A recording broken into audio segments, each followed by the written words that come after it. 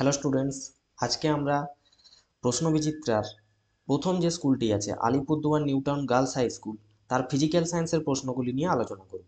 তো আমাদের প্রথম প্রশ্ন ছিল যে গ্রিন হাউস এফেক্টের জন্য দায়ী কোনটি। দেওয়া আছে গামা রশ্মি, ইনফ্রারেড রশ্মি, ইউভি রশ্মি আর এক্স রশ্মি। তাহলে এদের মধ্যে অপশন বিটা হবে আমাদের সঠিক উত্তর। কারণ গ্রিন হাউস এফেক্ট হলো সূর্যের আলোক রশ্মি পৃথিবীর বায়ুমণ্ডলে প্রবেশ করে আটকে যাওয়া। ইনফ্রারেড রশ্মি কি করে, তাপ বহন করে এবং গ্রিন হাউস গ্যাস যেমন কার্বন ডাইঅক্সাইড, মিথেন এই রশ্মিকে কি করে, শোষণ করে বায়ুমণ্ডলকে উত্তপ্ত করে। গামা রশ্মি, ইউভি রশ্মি, এক্স রশ্মি এই প্রক্রিয়ার জন্য প্রধানত দায়ী নয়। চলে আসো পরের প্রশ্ন, যে একটি আদর্শ গ্যাসের প্রতি একক আয়তনে মোল সংখ্যা কত। তাহলে আমাদের সমীকরণ কি জানি আদর্শ গ্যাসের ক্ষেত্রে, না পিভি সমান হয় এনআরটি। তাহলে সেখান থেকে একক আয়তনে মানে কি লিখতে পারি আমরা, n by v into p by RT.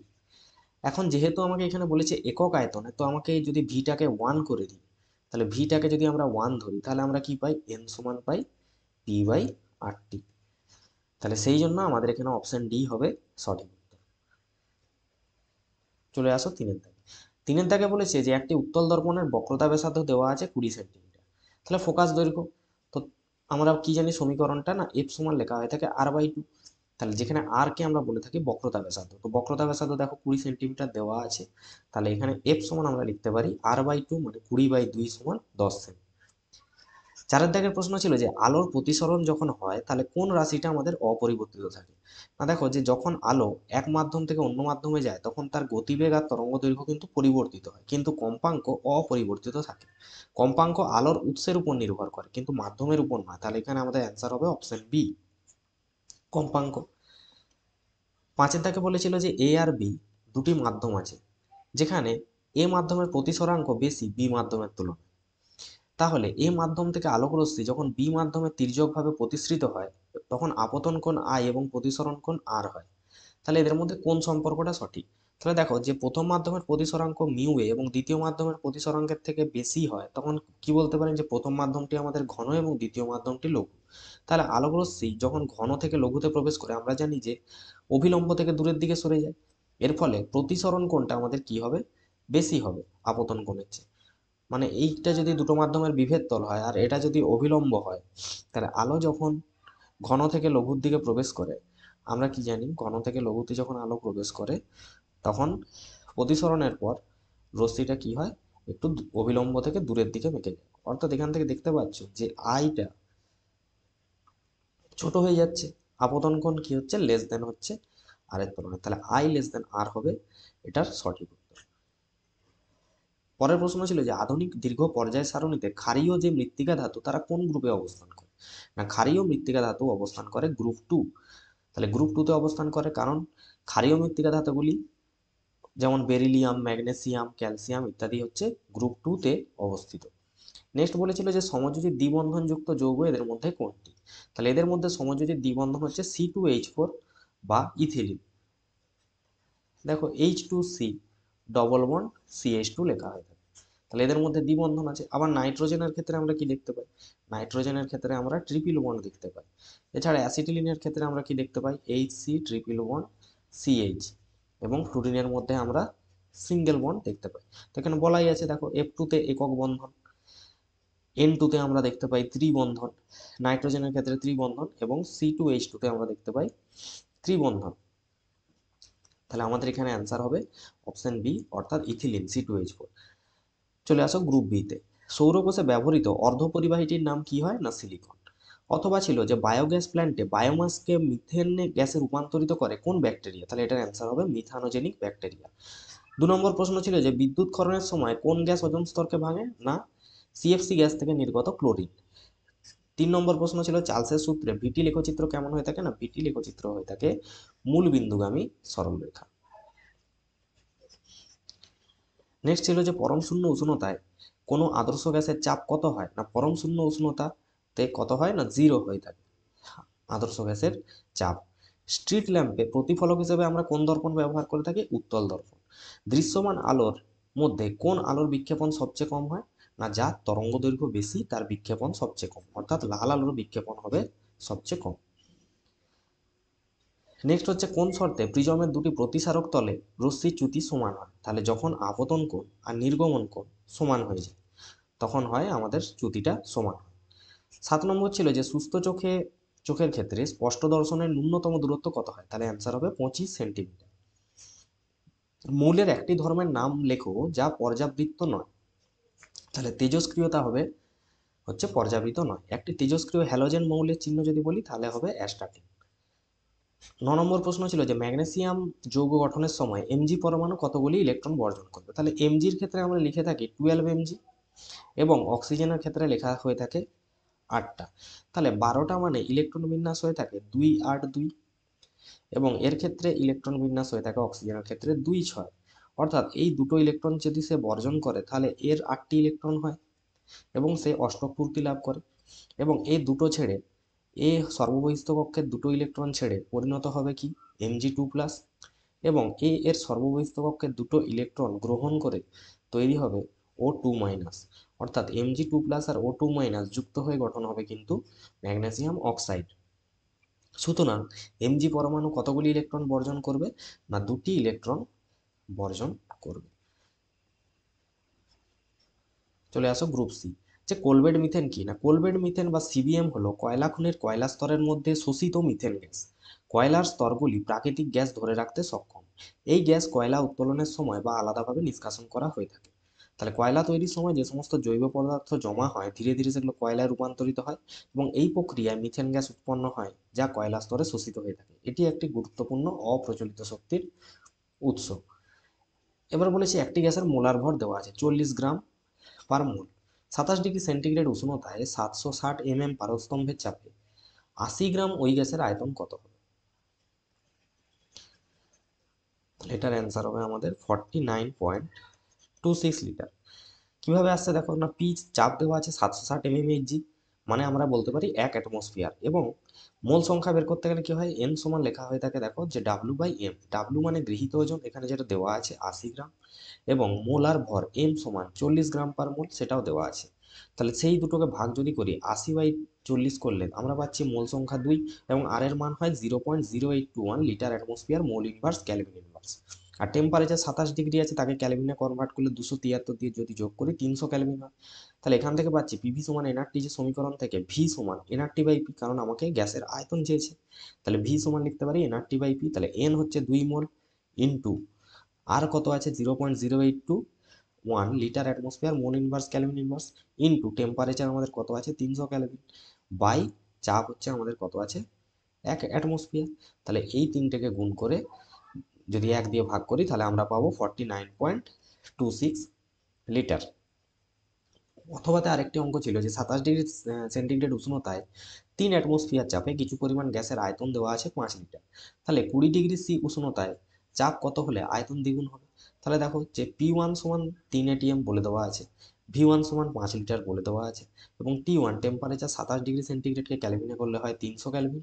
এবং V2 কি বলেছিল না V2 বলেছিল যে T2 দেওয়া আছে 20 ডিগ্রি সেন্টিগ্রেড, 20 + 273 293 ক্যালভিন, এবং আয়তন দ্বিগুণ হবে চাপ কত হলে আয়তন দ্বিগুণ হবে। তাহলে আয়তন দ্বিগুণ মানে আগে 5 লিটার ছিল, তাহলে এখন তার দ্বিগুণ মানে 2 × 5 10 লিটার হবে। তাহলে P1V1/T1 সমান আমরা জানি P2V2/T2। তাহলে সেখান থেকে আমার দরকার কি না চাপ কত হলে মানে P2 বের করতে হবে। তাহলে P2 সমান আমরা লিখতে পারি P1V1T2/T1V2 দিলে 3 × 5। তাহলে P1 ছিল আমাদের 3 গুণিত V1 আমাদের ছিল 5 গুণিত T2 ছিল আমাদের 293 গুণিত বাই 300, মানে T1 ইন্টু V2 করলে আমরা পাচ্ছি 1.465 ATM, অথবা আমরা এটাকে বলতে পারি 1.47 ATM বলা যাবে।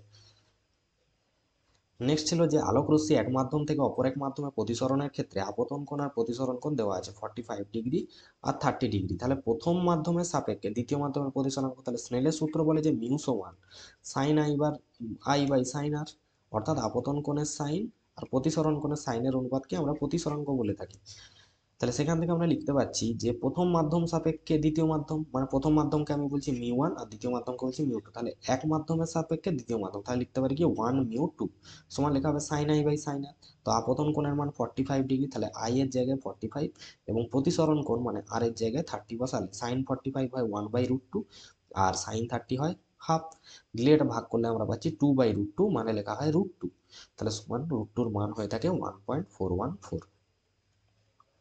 নেক্সট ছিল যে জলের মধ্যে আলোর গতিবেগ দেওয়া আছে 2.25 into 2.25 into 10⁸ metre per second.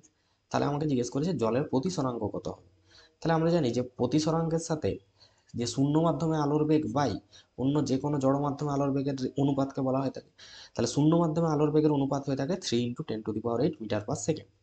আর ভি মানে এখানে জলের মধ্যে তাহলে কত হবে 2.25 ইন্টু 10⁸ মিটার পার সেকেন্ড। তাহলে মিউ পেতে গেলে কি করব না 3 ইন্টু 10⁸ মানে শূন্য মাধ্যমে আলোর বেগ বাই জলে আলোর বেগ কত 2.25 ইন্টু 10⁸। তাহলে 10⁸ 10⁸ ক্যান্সেল হবে, 3 দিয়ে এটাকে ভাগ করলে অ্যান্সার আসবে 1.33। পরের প্রশ্ন ছিল যে এন এর সঙ্গে বা সোডিয়ামের সঙ্গে ক্লোরিনের আয়বনীয় বন্ধন গঠন করে কিন্তু হাইড্রোজেনের সাথে কেন সমযোজী বন্ধন গঠন করে। কারণ সোডিয়ামের ইলেকট্রন বিন্যাস দেখো 2 8 1, কারণ 11 লেখা থাকে 11 এনে 23 আমরা লিখি। ক্লোরিনের ক্ষেত্রে 17 মানে 2 8 7, এটা কে কক্ষ এটা এল কক্ষ এবং এটা এম কক্ষ, এরও এটা কে কক্ষ এল কক্ষ এবং এম কক্ষ। তাহলে একটি ইলেকট্রন কি করবে এ ত্যাগ করবে সর্বস্থ কক্ষের এবং সেই একটি ইলেকট্রন গ্রহণ করবে কে আমাদের ক্লোরিন সর্বস্থ কক্ষ। দিলে এ একটি ইলেকট্রন ত্যাগ করলে Na প্লাস আয়নে পরিণত হয় এবং ক্লোরিন সেই ইলেকট্রন একটি গ্রহণ করে Cl মাইনাস আয়নে পরিণত হয়, ফলে তাদের মধ্যে একটি আয়নীয় বন্ধন গঠিত হয়। কিন্তু হাইড্রোজেনের ইলেকট্রন বিন্যাসে কি আছে একটি মাত্র আছে ইলেকট্রন এবং দুটি হাইড্রোজেন পরমাণু তাদের ইলেকট্রন কি করে শেয়ার করে H2 অণু গঠন করে এবং সেখানে সমযোজী বন্ধন তৈরি হয় এবং H এবং Cl ও ইলেকট্রন শেয়ার করে HCl অণু গঠন করে। তাহলে যখন জিনিসটা শেয়ারিং এ হবে তখন আমাদের কি বন্ধন গঠিত হবে না সমযোজী বন্ধন গঠিত হবে, যেখানে তারা মিলিতভাবে ইলেকট্রনটা ব্যবহার করতে পারবে। পরের প্রশ্ন ছিল যে NaCl গলিত বা দ্রবীভূত অবস্থায় তড়িৎ পরিবহন করলে কঠিন অবস্থায় করে না কেন। কারণ Na প্লাস এবং Cl মাইনাস আয়নগুলি শক্তিশালী একটা স্থির তড়িৎ আকর্ষণ বলে আবদ্ধ থাকে যা তাদের চলাচল করতে বাধা দেয়। গলিত বা দ্রবীভূত অবস্থায় কি হয় এই আয়নগুলি মুক্তভাবে চলাচল করতে পারে এবং তড়িৎ পরিবহন করতে সক্ষম হয়। নেক্সট ছিল একটি কঠিন আর একটি তরল সমযোজী যৌগের উদাহরণ দিতে। তাহলে কঠিনের মধ্যে হবে আয়োডিন I2 এবং জলের মধ্যে হবে সমযোজী যৌগ, তরল সমযোজী যৌগের মধ্যে কি হবে জল। নেক্সট ছিল যে মেন্ডেলিভের পর্যায় সূত্রের দুটি ত্রুটি। তাহলে হাইড্রোজেনের অবস্থান নিয়ে একটা ত্রুটি দেখা গেছে, যেমন মেন্ডেলিভের যে সারণী তাতে হাইড্রোজেনের নির্দিষ্ট কোনো স্থান ছিল না, একে ক্ষার ধাতু এবং হ্যালোজেন উভয়ের সাথেই রাখা হয়েছিল। আইসোটোপগুলি কি না রাসায়নিক ধর্ম একই হলেও ভর হচ্ছে ভিন্ন হওয়ায় মেন্ডেলিভের সারণীতে তাদের আলাদা স্থান দেওয়া উচিত ছিল, কিন্তু সেটা করা হয়। বয়েল চার্লস এবং অ্যাভোগাড্রো সূত্রের সমন্বয় আদর্শ গ্যাসের সমীকরণটা কিনা বয়েলের সূত্র বলেছে স্থির তাপমাত্রায় নির্দিষ্ট ভরের কোনো গ্যাসের আয়তনের সাথে চাপটা কি হয় ব্যস্তানুপাতে পরিবর্তিত হয়, এবং চার্লসের সূত্র বলেছে যে স্থির চাপে গ্যাসের আয়তন তার পরম উষ্ণতার সাথে সমানুপাতিক হয়। আর অ্যাভোগাড্রো বলেছিল স্থির তাপমাত্রা ও চাপে গ্যাসের আয়তন তার মোল সংখ্যার সাথে সমানুপাতিক হয়। এই তিনটে সূত্রকে আমরা যদি একত্রে করি তাহলে ভি প্রপোর্শনাল টু আমরা বলতে পারি এনটি বাই পি এবং পিভি সমান সেখান থেকে আমরা লিখতে পারি এনআরটি, যেখানে আর হচ্ছে একটি সার্বজনীন গ্যাস ধ্রুবক বা মোলার গ্যাস ধ্রুবক। এর মান আছে 0.0821 litre atmosphere mole inverse kelvin inverse অথবা 8.314 joule mole inverse kelvin inverse.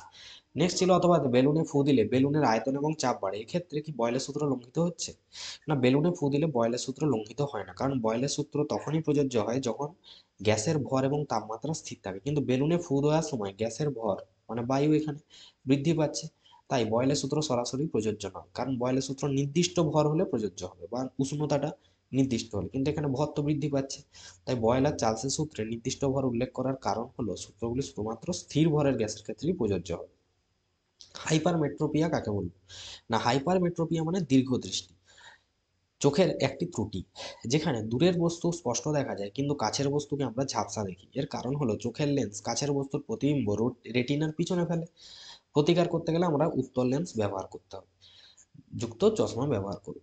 অবতল দর্পণ দ্বারা গঠিত কিভাবে বস্তুর সমশীর্ষ এবং বিবর্ধিত প্রতিবিম্ব সৃষ্টি হয়? না, অবতল দর্পণে একটা বস্তুর সমশীর্ষ এবং বিবর্ধিত প্রতিবিম্ব তখনই গঠিত হবে যখন বস্তুটাকে আমরা মেরু আর প্রধান ফোকাসের মাঝখানে রাখবো। তো এর একটা চিত্র তোমরা বইতে দেখে নেবে, ছবি বইতে পেয়ে যাবে। তাহলে বস্তুটাকে কোথায় রাখতে হবে? না, মেরু আর প্রধান ফোকাসের মধ্যে। দন্ত চিকিৎসকরা কোথায় দাঁত পরীক্ষার জন্য অবতল দর্পণ ব্যবহার করেন? একটি দাঁতের একটি বড় এবং স্পষ্ট প্রতিবিম্ব তৈরি হয়ে থাকে। এখানে বলেছে যে আলোর প্রতিসরণ কাকে বলে? একটি খালি বালতিকে জল পূর্ণ করায় বালতির গভীরতা 4 সেমি কমে গেল এবং বালতির প্রকৃত গভীরতা কত? এখানে দেওয়া আছে মিউ ওয়াটারের মান দেওয়া আছে 4/3, মানে জলের প্রতিসরাঙ্ক। তো আলোর প্রতিসরণ প্রতিসরণ বলতে কি বুঝি না, যখন আলোক রশ্মি একটা স্বচ্ছ মাধ্যম থেকে অন্য একটা স্বচ্ছ মাধ্যমে তির্যকভাবে প্রবেশ করে তখন তার দিক পরিবর্তন হয়, এই ঘটনাকে আমরা জানি আলোর প্রতিসরণ। তো এখানে বালতির গভীরতা আমি প্রকৃত গভীরতা আমি 1 সেন্টিমিটার ধরে নিচ্ছি এবং জলের প্রতিসরাঙ্ক মিউ ওয়াটার দেওয়া আছে 4/3। আপাত গভীরতা তাহলে কত হবে? না, x-4, যেহেতু গভীরতা 4 সেমি কমে গেছে।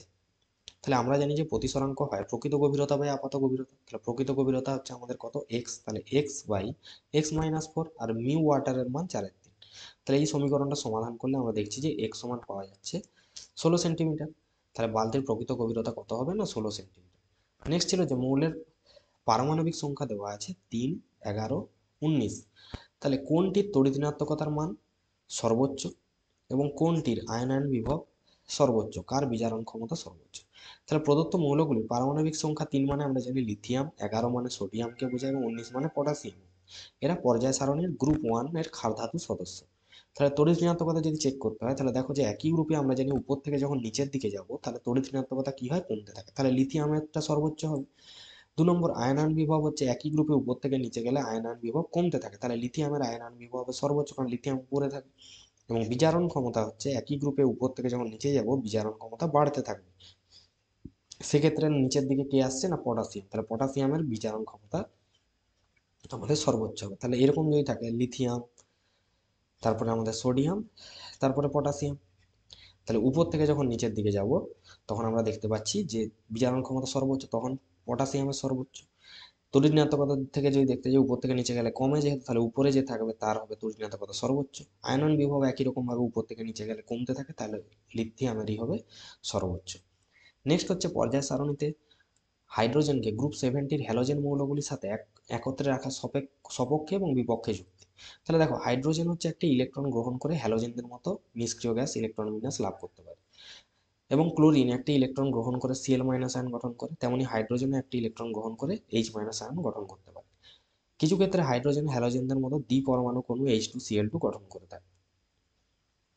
নেক্সট হচ্ছে হাইড্রোজেনের ভৌত এবং রাসায়নিক ধর্ম ক্ষার ধাতুগুলির সাথে বেশি মিলে এবং হাইড্রোজেনের বাইরের কক্ষে একটি ইলেকট্রন থাকে, এটি সহজেই ইলেকট্রন ত্যাগ করে H+ আয়ন গঠন করতে পারে, যা একটি ক্ষার ধাতুর বৈশিষ্ট্য। এবং হ্যালোজেনরা সাধারণত হয়ে থাকে অধাতু, কিন্তু হাইড্রোজেন কিছু কিছু ক্ষেত্রে ধাতুর মতো আচরণ করে। সুতরাং পর্যায় সারণীতে হাইড্রোজেনের অবস্থান একটি বিতর্কিত বিষয়। এর কিছু বৈশিষ্ট্য ক্ষার ধাতু, আবার কিছু বৈশিষ্ট্য হ্যালোজেনের সাথে মেলে, তাই একে কোনো নির্দিষ্ট গ্রুপে রাখা কঠিন হয়ে থাকে। তাহলে এই ছিল আমাদের প্রশ্নবিচিত্রার প্রথম যে স্কুল তার সম্পূর্ণ সমাধান।